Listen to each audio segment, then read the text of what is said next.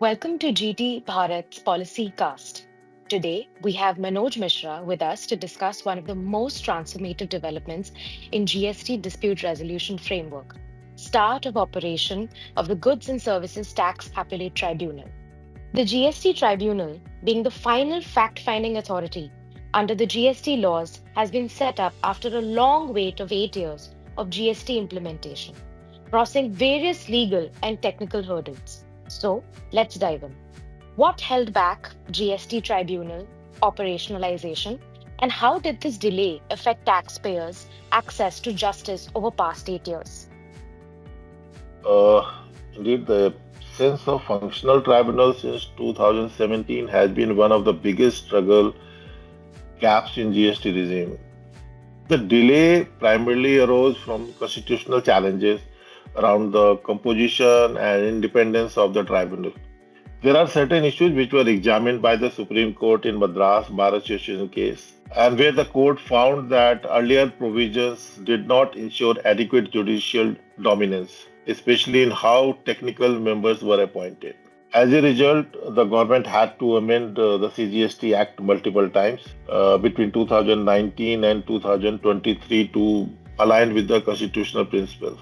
We'll have to keep in mind that any amendment in the CGST Act needs Parliament approval. So that can be done only when Parliament is in operation. So you can understand that any change will take almost 6-7 months to come into effect. Meanwhile, the delay had a direct impact on access to justice. Taxpayers were compelled to approach high courts for matters that ordinarily fall under the jurisdiction of specialized appellate body. This led to significant case blockage, prolonged litigation cycles, and increased compliance cost, effectively denying speedy justice to the taxpayers. So, this situation underscored a key principle of administrative law that effective justice required timely access to competent adjudicatory forum. That gap has now been bridged with the President of GSTAT taking oath on May 24, followed by constitution of state benches, and finally the launch of digital GSTAT portal on 24 September 2025. GST Tribunal is expected to commence hearing from December 2025 if everything goes well. Thank you, Manoj. That was really insightful. Could you walk us through the institutional setup of the GST Tribunal, the roles of the principal and state benches, and how jurisdiction is divided, and what the appellate structure looks like? So, as you mentioned, so we'll have two GST tribunals. One would be the principal bench, which would be in Delhi, and other would be state benches, which would be all across states. And in some of the states, there could be more than one benches, but all would be called state benches. So, normally, matter any dispute arising out of the first appellate order will go to the state tribunal, state GST, or state bench, what we call. Principal bench, which would be in New Delhi, would be exclusive and will have jurisdiction over where issues related to place of supply, issue involving online information and database access and retrieval services, issues pertaining to input service distributor, issues concerning specified actionable claims, matters with identical question of law pending before two or more state benches. So this is how where uh, principal bench will come into play, and appeal would be going to the principal bench itself. If we talk about the constitution of the principal bench, it will have one president who would be judicial member. Then we have technical members from center and state each. It will also take care as a national appellate authority for anti-profiteering and advanced appellate ruling cases. Uh, then each state, when we come to state benches, each state bench will handle cases within its jurisdiction, and it is divided into like division benches with one judicial member, one technical member handling complex matter involving law or valuation, and single member benches that will handle case up to 50 lakh where no substantial question of law arises. So, if we talk in terms of hierarchy, order of state benches be appealed before the respective high courts, and order of the principal bench will go directly to the Supreme Court. Obviously, it would be up to discretion of High Court and Supreme Court to accept those appeals, and they will accept only if they believe that there are question of law involved in the matter. So, I hope this answers your question. Yes, absolutely. Thank you for this walkthrough. With GST Tribunal positioned as India's first fully digital tribunal, how does it stand apart from SESTAT's digitization? And what's the significance of its e-filing mechanism? The GST Appellate Tribunal truly stand out built on paperless by design framework.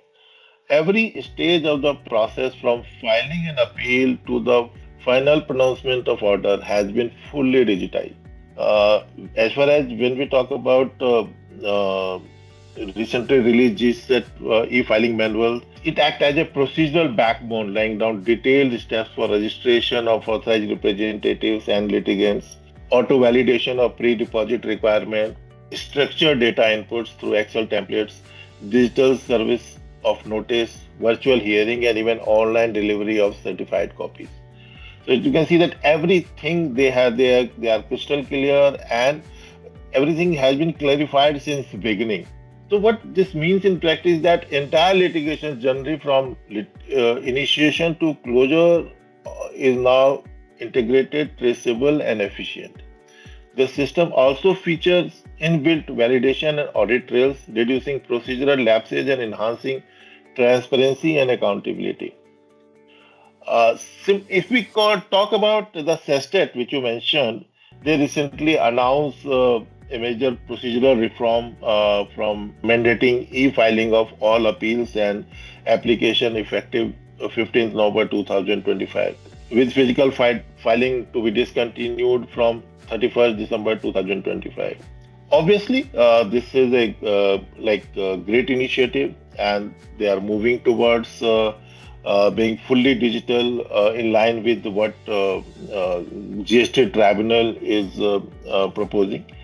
However, since they want the old appeals filed long back and still to be disposed of to be filed digitally, that I believe may take or may create some problem. But let's hope things will settle down. Even for GST, we believe that though we are aiming that we would be uh, fully with digital, we'll have to see that how system works, how system behaves, and whether our system are equipped enough to handle large volume of data which are expected to be filed, and the documents which we think would be uploaded. So only time will tell, but as of now it looks very promising and good. Thank you, Manoj.